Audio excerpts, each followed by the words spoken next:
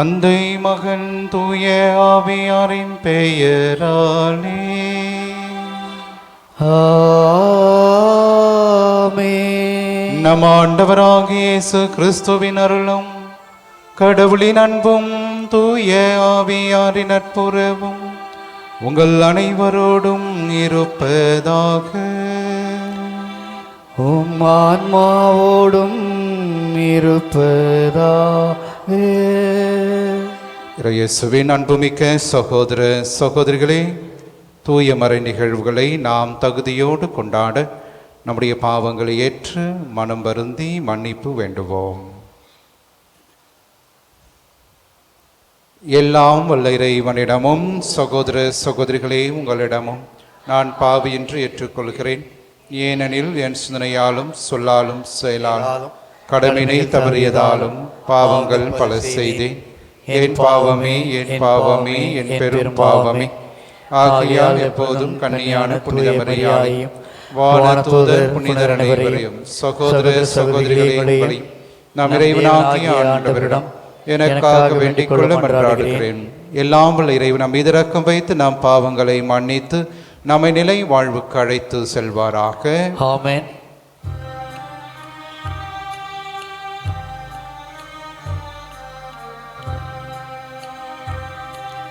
ஆண்டவரே இரக்கமாயிரும்.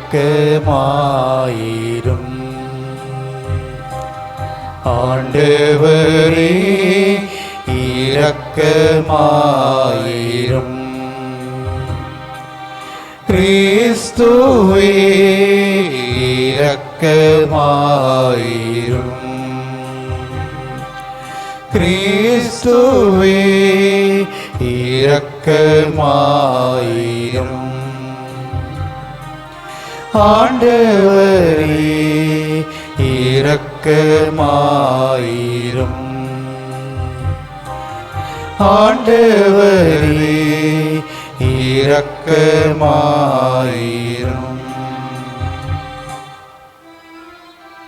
மன்றாடுவோமாக. எங்களுக்கு மீட்பும் பிள்ளைகளுக்கு உரிய உரிமையும் வழங்கும் இறைவா, உம் அன்புக்குரிய மக்களை கனிவோடு கண்ணோக்கும். அதனால் கிறிஸ்துவில் நம்பிக்கை கொண்டுள்ள மக்களுக்கு உண்மையான விடுதலையும் நிலையான உரிமை பெற்றையும் அளிப்பீராக. உம்மோடு தூய ஆவியாரின் ஒன்றிப்பில் இறைவனாய் என்றென்றும் வாழ்ந்து ஆட்சி செய்கின்றவர் வழியாக உம்மை மன்றாடுகின்றோம். ஆமென். திருத்துதர் பவுல் கொரிந்தியருக்கு எழுதிய முதல் திருமுகத்திலிருந்து வாசகம். அதிகாரம் 7, இறை வார்த்தைகள் 25 முதல் 31 முடிய.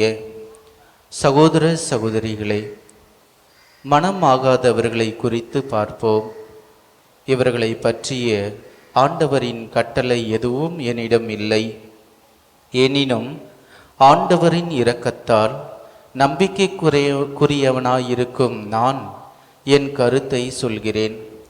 மனமாகாதோர் தாம் அழைக்கப்பட்ட நிலையிலே இருந்து விடுவது நல்லது. இப்போது உள்ள இடர் நிலையை முன்னிட்டு இவ்வாறு இருப்பதே நல்லது என எண்ணுகிறேன். மனையுடன் திருமணத்தால் இணைக்கப்பட்டு இருப்பவர்கள் மனவிலக்கு வழி தேடக்கூடாது. மனையுடன் இணைக்கப்படாதவர்கள் திருமணம் செய்து கொள்ள வழி தேடக்கூடாது. திருமணம் செய்து கொண்டால் அது பாவமல்ல. இளம் பெண்கள் திருமணம் செய்து கொண்டால் அதுவும் பாவமல்ல. ஆனால் திருமணம் செய்து கொள்வோர் இவ்வுலக வாழ்வில் இன்னல் உறுவர். நீங்கள் அவ்வின்னல்களுக்கு உள்ளாதிருக்க வேண்டும் என்பதே என் நோக்கம். அன்பர்களே, நான் சொல்வது இதுவே. இனி உள்ள காலம் குறுகியதே. இனி மனைவி உள்ளவரும் மனைவி இல்லாதவர் போல் இருக்கட்டும். அழுபவர் அழாதவர் போல் இருக்கட்டும். மகிழ்ச்சி உறுவோர் மகிழ்ச்சி அற்றவர் போலவும், பொருட்களை வாங்குவோர் அவை இல்லாதவர் போலவும் இருக்கட்டும். உலக செல்வத்தை பயன்படுத்துவோர் அவற்றில் முழுமையாக ஈடுபடாதவர் போல் இருக்கட்டும். இவ்வுலகு இப்போது இருப்பது போல் நெடுநாள் இராது. ஆண்டவரின் அருள்வாக்கு. இறைவனுக்கு நன்றி. பல்லவி. கேளாய் மகளே கருத்தாய் காது கொடுத்து கேளாய். கேளாய் மகளே கருத்தாய் காது கொடுத்து கேளாய். கேளாய் மகளே கருத்தாய் காது கொடுத்து கேள். உன் இனத்தாரை மறந்துவிடு, பெருந்தகம் மறந்துவிடு. உனது எழிலில் நாட்டம் கொள்வார் மன்னர், உன் தலைவர் இவரே, அவரை பணிந்திடு. பல்லவி. கேளாய் மகளே கருத்தாய் காது கொடுத்து கேளாய். அந்த புறத்திலே மாண்புமிகு இளவரசி தங்கமிழைந்த உடை அணிந்து தோன்றிடுவாள். பல வண்ண பட்டுடுத்தி மன்னரிடம் அவர்களை அழைத்து வருவர். கன்னி தோழியரை புடைசூழ அவளை அடியெடுத்து வந்திடுவாள். பல்லவி. கேளாய் மகளே கருத்தாய் காது கொடுத்து கேளாய்.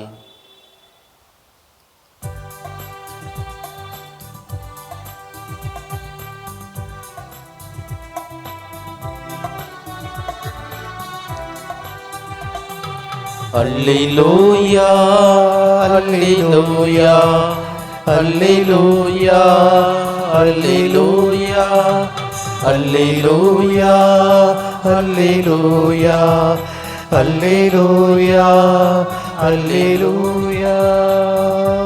துள்ளி மகிழ்ந்து கொண்டாடுங்கள், ஏனெனில் விண்ணுலகில் உங்களுக்கு கிடைக்கும் கைமாறு மிகுதியாகும்.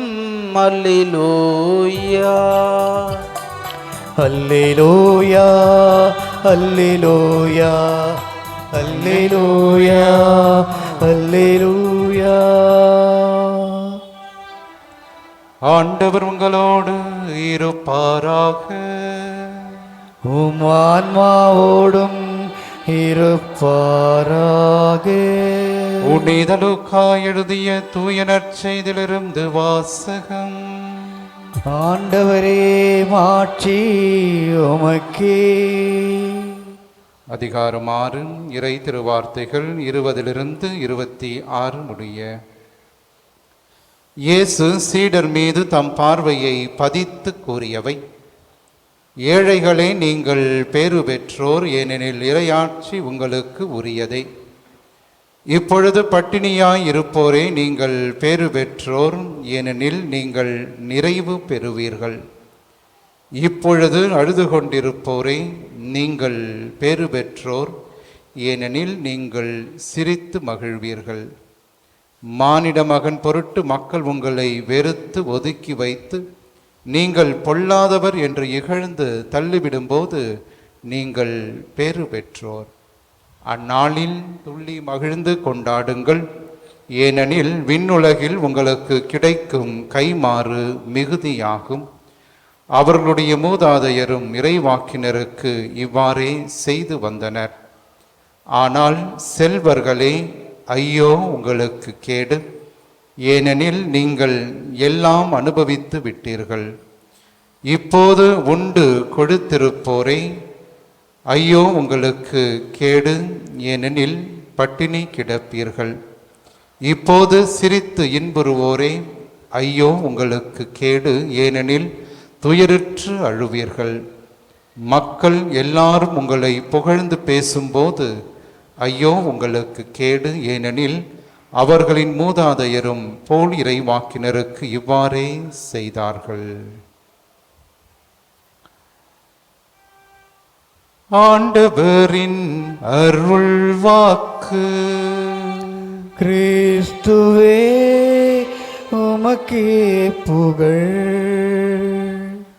இறை இயேசுவின் அன்புமிக்க சகோதர சகோதரிகளே, இன்றைய நற்செய்தியிலே பேறு பெற்றவர்கள் யார்? அதே நேரத்திலே கேடுற்றவர்கள் யார் என்பதை லூக்கா நற்செய்தி வழியாக ஆண்டவர் நமக்கு தெளிவான செய்தியை தருகின்றார். அன்புமிக்கவர்களே, 19ஆம் நூற்றாண்டிலே வாழ்ந்தவர் பியர் ஜார்ஜியோ ஃப்ரெசெத்தி என்பவர். இத்தாலியிலே வாழ்ந்தவர். தூரின் அருகே இவர் வாழ்ந்து கொண்டிருந்தார். சிறு வயதிலிருந்தே தன்னுடைய வாழ்க்கையிலே ஏழை எளியவர்களுக்கு உதவி செய்கின்ற தன்மையை கொண்டவர். அதே நேரத்திலே எங்கெல்லாம் துன்பங்கள் அதிகமாக இருக்கிறதோ, எங்கெல்லாம் துன்புறுற்று மனிதர்கள் மாண்டு கொண்டிருக்கின்றார்கள், அங்கெல்லாம் சென்று நல் உதவிகளை செய்து கொண்டிருந்தவர். இவர் மிக முக்கியமாக டொமினிக்கன் 3ஆம் சபையிலே ஒரு பொது நிலையினராக வாழ்ந்தவர். ஏறக்குறைய 25 வயதிலே அவர் இறந்தும் போகிறார். அன்புமிக்கவர்களே, இவர் செய்த தொண்டுகள், இவர் செய்த நல்ல காரியங்களுக்காக 1990ஆம் ஆண்டிலே அப்போது திருத்தந்தையாக இருந்த புனித 2ஆம் ஜான் பால் அவர்கள் இவருக்கு அருளாளர் பிளஸட் என்கின்ற பட்டத்தை கொடுக்கின்றார். அப்போது திருத்தந்தை இந்த வார்த்தைகளை மிக அருமையாக சொன்னார். Here is a man of beatitudes. இதோ பாருங்கள், இந்த மனிதன் இங்கே பேறு பெற்ற ஒரு மனிதனாக இங்கே அருளாளராக இருக்கின்றார் என்கின்ற வார்த்தைகளை சொல்லுகிறார். ஆகவேதான் இன்றும் இவரை அருளாளர், அதே நேரத்திலே பேறு பெற்ற ஒரு அருளாளர் நிலையிலே திரு அவை பார்க்கின்றது. வருகின்ற 2025ஆம் ஆண்டு இவருக்கு புனித பட்டத்தையும் திரு அவை கொடுப்பதாக தகவல் வந்திருக்கிறது. அன்புமிக்கவர்களே, இத்தகைய ஒரு வாழ்வு நிலையிலே பேறு பெற்றவர்களாக கடவுள் நம்மை தேர்ந்து கொள்ளுகிறார். 1962ஆம் ஆண்டு வாழ்ந்த ஜியன்னா பெரித்தா என்பவர் அன்புமிக்கவர்களே ஒரு மிக சிறந்த மருத்துவராக, டாக்டராக இருந்தவர். இவருடைய வாழ்க்கையிலே ஒரு நிகழ்வானது வருகிறது. 4வது குழந்தையை பெற்றெடுக்க தயாராக இருந்தார். அப்போது மிக மோசமாக உடல் நலக்குறைவால் இவர் பாதிக்கப்படுகின்றார். அப்போது மருத்துவர்கள் இவரை சிகிச்சைக்கு உட்படுத்தி இந்த வார்த்தைகளை சொல்லுகிறார்கள். அம்மா, நீங்கள் இந்த குழந்தையை கலைத்து விடுங்கள், அப்போதுதான் நீங்கள் உயிரோடு வாழ்வீர்கள் என்கின்ற வார்த்தைகளை சொல்லுகிறார். அப்போது இவருடைய கணவரும் அவரிடம் சொல்லுகிறார். அப்போது இவர் சொன்னார் இந்த வார்த்தைகளை, நான் மரித்தாலும், நான் இறந்தாலும் என் குழந்தை மரிக்கக்கூடாது. அன்புமிக்கவர்களே, 1962ஆம் ஆண்டு தன்னுடைய 4வது குழந்தையை பெற்றெடுத்த பிறகு அந்த ஜியன்னா பெரித்தா உயிர் இழக்கின்றார். இவரை தான் 1900 ஆண்டுகளிலே மிகப்பெரிய ஒரு புனிதராக திரு அவையும் கொண்டாடுகிறது. காரணம், எங்கெல்லாம் கருச்சிதைவு அதிகமாக உருவாகி இருக்கின்றதோ அந்த இடங்களிலெல்லாம் இவரை பற்றி திரு அவை போதனைகளை சொல்லி, இப்படியும் ஒரு குழந்தைக்காக ஒரு தாய் தன்னுடைய உயிரையும் கொடுத்திருக்கிறார் என்றால் இவரும் பேறு பெற்றவனாக திரு அவையிலே விளங்குகின்றார். ஆக இயேசுவின் பிரியமானவர்களே, இன்று நம் அனைவருக்கும் ஒரு மிகப்பெரிய கேள்வி நம்முடைய உள்ளத்தில் எழுகிறது. யார் பேறு பெற்றவர்? ஆண்டவராக இயேசு கிறிஸ்து மிக தெளிவாக சொல்லுகிறார். இப்போது இவ்வுலகில் மிக மிக துன்பங்களையும் கண்ணீரையும் தன்னுடைய வாழ்க்கையிலே யாரெல்லாம் சிந்திக் கொண்டிருக்கிறார்களோ, வாழ்க்கையில் அதிகமான துயருற்று இருக்கின்றார்களோ, இவர்கள் அனைவருமே கடவுளுக்கு முன்பாக பேறு பெற்றவர்களாக இருக்கின்றார்கள். காரணம், இவர்களுக்கு மனித துணை யாரும் இல்லை, இவர்களுக்கு மனிதர்களுடைய உதவி சென்று அடைவதில்லை. ஆனால் ஒன்றே ஒன்று நிலையாக இருக்கிறது, கடவுளின் துணை, கடவுளினுடைய பிரசன்னம் இவர்களோடு இருந்து இவர்களை வழி நடத்துகிறது என்பதை நாம் புரிந்து கொள்ள இந்த நாளிலே அழைக்கப்பட்டிருக்கின்றோம். புனித மேக்சிமில்லியன் கோல்பேவிடம் ஒரு வார்த்தையை கேட்கிறார்கள். பேறு பெற்றவர்கள் யார்? ஆண்டவராக இயேசு கிறிஸ்து மிகவும் துன்புற்றோர் அனைவரும் பேறு பெற்றவர் என்று சொல்லி இருக்கிறார். நீங்கள் பேறு பெற்றவர்கள் யார் என்று சொல்லுகிறீர்கள் என்று அவரிடம் கேட்டபொழுது அவர் இவ்வாறாக சொன்னார். எவராலும் உலகில் உண்மையை மாற்ற முடியாது, அதை மறுதலிக்கவும் முடியாது. அந்த உண்மை யார் என்றால் அதுதான் ஆண்டவராகிய இயேசு கிறிஸ்து. ஆகவே அந்த உண்மையை தேடி பணிவிடை செய்வதுதான் நம் அனைவருடைய அழைப்பாக இருக்கிறது. ஆகவே அவ்வாறாக அந்த உண்மைக்கு பணி செய்கின்றவர்கள் பேறு பெற்றவர்கள் என்று சொல்லுகிறார். ஆக இயேசுவின் பிரியமானவர்களே, நம் அனைவருக்கும் முன்பாக ஆண்டவராக இயேசு கிறிஸ்து ஒரு உண்மை ஆண்டவராக இருக்கின்றார். ஆகவே அவரை நாம் தேடுகின்ற போது, அவருக்கு நாம் பணிவிடை செய்கின்ற போது நம் அனைவரும் பேறு பெற்றவர்களாக இருக்கின்றார்கள். அன்புமிக்கவர்களே, இன்று நம் அனைவரும் பேறு பெற்றவர்களாக இருக்கின்றோம். யாரெல்லாம் இந்த குண அதாசியங்கள் குணநலங்களை பெற்றிருக்கின்றார்கள் இவர்கள் எல்லாம் பேறு பெற்றவர்கள். தியாக மனப்பான்மை என்னிடம் இருக்கிறதா? நான் பேறு பெற்றவன். ஈகை குணம் எனக்கு அதிகமாக இருக்கிறதா? நான் பேறு பெற்றவன். இரக்க குணம் எனக்கு இருக்கிறதா? நான் பேறு பெற்றவன். கடவுளை மட்டுமே நான் நம்பி வாழ்கின்றேனா? நான் பேறு பெற்றவன். நம்பத்தக்க மனிதனாக என்னுடைய வாழ்க்கையிலே நான் இருக்கின்றேனா? நான் பேறு பெற்றவன். ஜெபமே வாழ்வு என்று நான் வாழ்ந்து கொண்டிருக்கிறேனா? நான் பேறு பெற்றவனாக இருக்கின்றேன். துன்பங்களை மனமுவந்து ஏற்று நான் வாழ்ந்து கொண்டிருக்கிறேன் என்றால் நானும் பேறு பெற்றவனாக இருக்கின்றேன். தாழ்ச்சியோடு நான் வாழ்கிறேன் என்றால் நானும் பேறு பெற்றவனாக இருக்கிறேன். அவன் நிச்சயமாக நம்முடைய வாழ்க்கையில் ஏதாவது இந்த ஒரு குணம் நம்முடைய உள்ளத்தில் இருக்கும். நம்முடைய இந்த குணத்தை நம்முடைய குடும்பத்திலே நாம் நிச்சயமாக அதை பிரதிபலிக்கின்றவர்களாக இருக்கின்றோம். ஆகவே நாம் அனைவரும் நிச்சயமாக பேறு பெற்றவர்களாக இருக்கின்றோம். ஆனால் இந்த குணாதிசயங்களை எல்லாம் ஒதுக்கிவிட்டு நம்முடைய வாழ்க்கையிலே பொறாமை, தன்னலம், பேராசை, நம்மை மட்டுமே நாம் நம்பி வாழ்கின்ற தன்மை, கோபம், சினம், இருமாப்பு இவைகளை நம்முடைய வாழ்க்கை துணையாக கொண்டு வாழ்ந்தால் என்று ஆண்டவர் சொன்னதை போல ஐயோ நமக்கு கேடு. ஆகவே எத்தகைய உள்ளத்தோடு நாம் வாழ்கிறோம் என்றென்ற நாளிலே சிந்திப்போம். பேறு பெற்றவர்களாக மாற இந்த நாளிலே சிறப்பாக ஆண்டவரிடமும் நம் தாய் அன்னையிடமும் சிறப்பாக ஜெபிப்போம். ஆமேன்.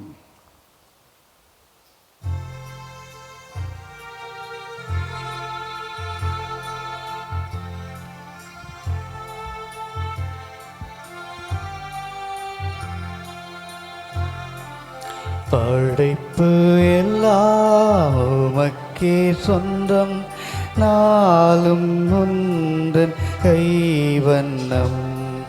கோயில்கள் பாடும் கிளிகள் பேசும் என் வாழ்வு இசைக்கும் ஒன்றாகமே. கோயில்கள் பாடும் கிளிகள் பேசும் என் வாழ்வு இசைக்கும் ஒன்றாகமே. இயற்கை உனது ஓவியம், இணையில்லாத காவியம். இயற்கை உனது ஓவியம், இணையில்லாத காவியம்.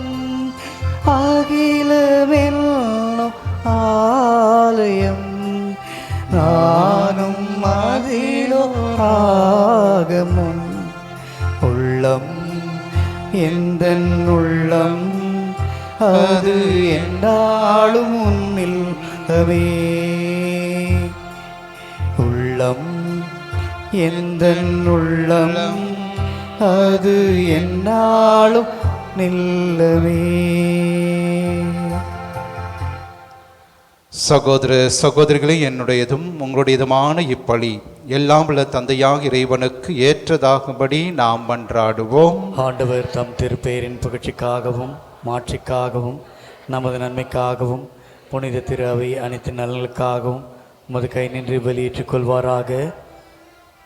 இறைவா, உண்மையான இறைப்பற்றுக்கும் அமைதிக்கும் காரணரை மாண்புக்குரிய உம்மையை காணிக்க வழியாக தகுந்த முறையில் வழிபட நாங்கள் வேண்டுகின்றோம். அதனால் தூய மறை நிகழ்வுகளில் உண்மையான உணர்வோடு பங்கேற்பதன் வழியாக நாங்கள் என்றும் ஒன்றுபடுவோமாக. எங்கள் ஆண்டவராகிய கிறிஸ்து வழியாக உம்மை மன்றாடுகின்றோம். ஆமென். ஆண்டவர் உங்களோடு இருப்பாராக. உம் ஆன்மாவோடும் இருப்பாராக. இதயங்களை மேலே எழுப்புங்கள். ஆண்டவரிடம் எழுப்பியுள்ளோம். நாம் இறைவனாகிய ஆண்டவருக்கு நன்றி கூறுவோம். அது தகுதியும் நீதியுமானது. ஆண்டவரே, தூயவரான தந்தையே, எந்நாளும் எவ்விடத்திலும் நாங்கள் உமக்கு நன்றி செலுத்துவது மெய்யாகவே தகுதியும் நீதியுமாகும். எங்கள் கடமையும் மீட்புக்குரிய செயலுமாகும். உம்முடைய அன்பு திருமகன் வழியாக நீர் மனித இனங்களை படைத்தது போல மிகுந்த கனிவிரக்கத்தால் அவற்றை புதுப்பிக்கவும் திருவுள்ளமானீர். ஆகவே படைப்புகள் அனைத்தும் உமக்கு பணி புரிகின்றன. மீட்படைந்தோர் அனைவரும் உம்மை ஏற்றவாறு புகழ்கின்றனர். உம்முடைய புனிதர்களும் ஒரே இதயத்தோராய் உம்மை போற்றுகின்றனர். எனவே வானத்தூதர் அனைவரோடும் சேர்ந்து நாங்கள் உம்மை கொண்டாடி மகிழ்வோடு அறிக்கையிட்டு சொல்வதாவது: தூயவர், தூயவர், தூயவர், வான்படைகளின் கடவுளாம் ஆண்டவர், விண்ணகமும் மண்ணகமும் மாட்சியால் நிறைந்துள்ளன. உன்னதங்களிலே ஓசன்னா. ஆண்டவர் பெயரால் வருகிறவர் ஆசி பெற்றவர். உன்னதங்களிலே ஓசன்னா. ஆண்டவரே, நிர்மையாகவே தூயவர், தூய்மை அனைத்திற்கும் ஊற்று. ஆகவே உம்முடைய ஆவியை பொழிந்து இக்காணிக்கைகளை தூய்மைப்படுத்த உம்மை வேண்டுகிறோம். இவ்வாறு எங்கள் ஆண்டவர் இயேசு கிறிஸ்துவின் உடலும் இரத்தமுமாக எங்களுக்கு இவை மாறுவனவாக. அவர் பாடுபட உளம் கனிந்து தம்மை கையளித்த போது அப்பத்தை எடுத்து நன்றி செலுத்தி அதை பிட்டு தம் சீடர்களுக்கு அளித்து கூறியதாவது: அனைவரும் இதிலிருந்து பெற்று உண்ணுங்கள், ஏனெனில் இது உங்களுக்காக கையளிக்கப்படும் என் உடல்.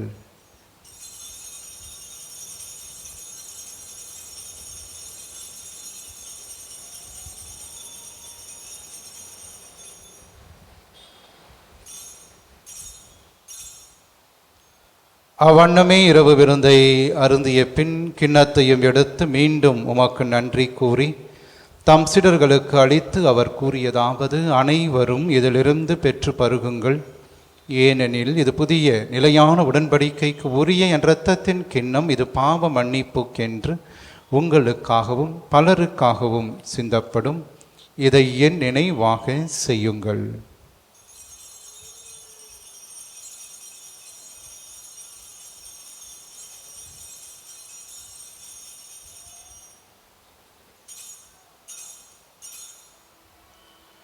நம்பிக்கையின் மறை பொருள். ஆண்டவரே, நீர் வருமளவும் உமது இறப்பினை அறிக்கையிடுகின்றோ, உமது உயிர்ப்பினையும் எடுத்துரைக்கின்றோ.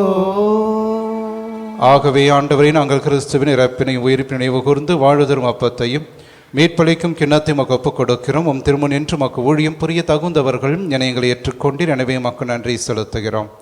மேலும் கிறிஸ்துவின் உடலிலும் இரத்தத்திலும் பங்கு கொள்ளும் எங்களை தூயாவியார் ஒன்று சேர்க்க வேண்டுமென உம்மை தாழ்மையோடு மன்றாடுகிறோம். ஆண்டவரை, உலகெங்கும் பரவியிருக்கும் அது திரு அவையை நினைவு கூர்ந்தருளும். எங்கள் திருத்தந்தை பிரான்சிஸ், எங்கள் பேராயர் ஜார்ஜ் சாண்டகை, எல்லா திருநிலையினர் ஆகிய அனைவரோடும் மது திரு அவை அன்பில் நிறைவு பெற செய்தருளும். உயிர்த்தெழும் எதிர்நோக்கோடு துயில் கொள்ளும் எங்கள் சகோதர சகோதரிகளையும் இறந்தோர் அனைவரையும் இரக்கத்துடன் நினைவு கூர்ந்து மது திருமுக வழியினுள் ஏற்றருளும்.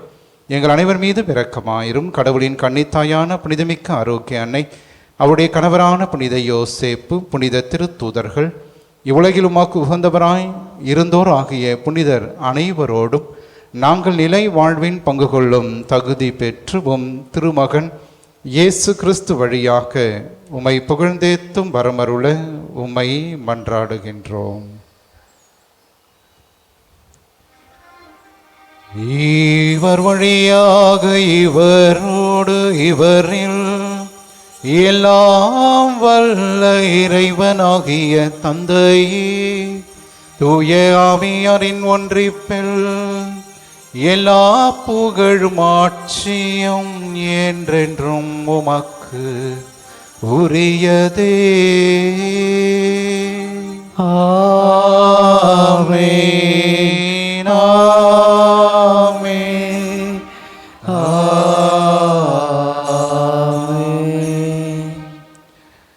கடவுளை தந்தை என அழைக்க இயேசு நமக்கு கற்றுக் கொடுத்த ஜெபத்தை விண்ணக தந்தையை நோக்கி நம்பிக்கையோடு நாம் மன்றாடுவோம்.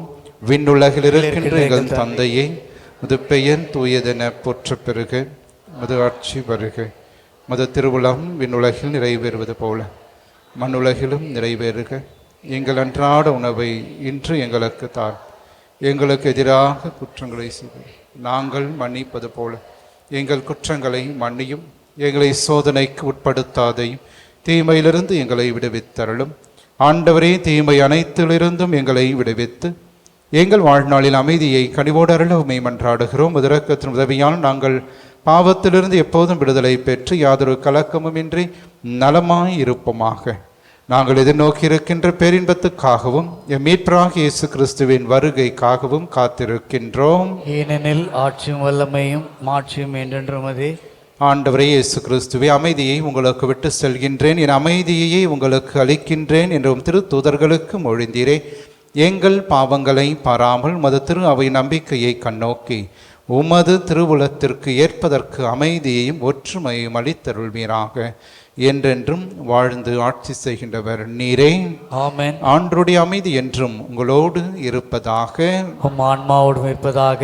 ஒருவருக்கு ஒருவர் ஆண்டவர் தருகின்ற அமைதியை நாம் பகிர்ந்து கொள்வோம். உலகின் பாவங்களை போக்கும் இறைவனின் செம்மறியே, எங்கள் மேல் இரக்கமாயிரும். உலகின் பாவங்களை போக்கும் இறைவனின் செம்மறியே, எங்கள் மேல் இரக்கமாயிரும். உலகின் பாவங்களை போக்கும் இறைவனின் செம்மறியே, எங்களுக்கு அமைதி அளித்தருளும். இதோ இறைவனின் செம்மறி, இவரே உலகின் பாவங்களை போக்குபவர்.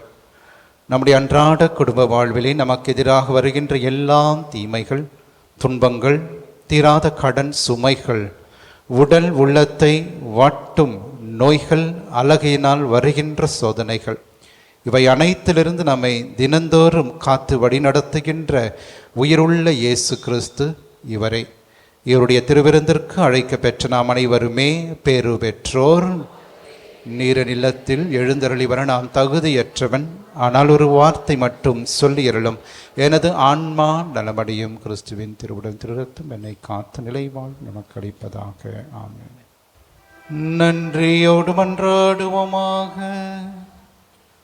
ஆண்டவரே, உமது வார்த்தையாலும் விண்ணகவிருந்தாலும் உம் நம்பிக்கையாளருக்கு நீர் உணவளித்து வாழ்விக்கின்றேன்.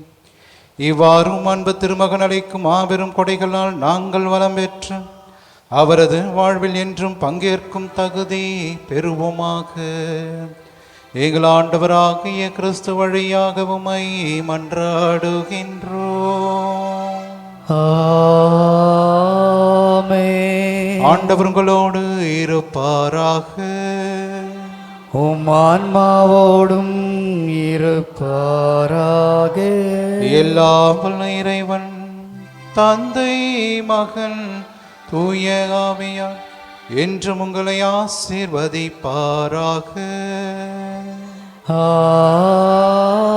ஆமென். அன்னையின் ஆசீரோடு சென்று வாருங்கள். திருப்பலி நிறைவேறிற்று. இறைவனுக்கு நன்றி.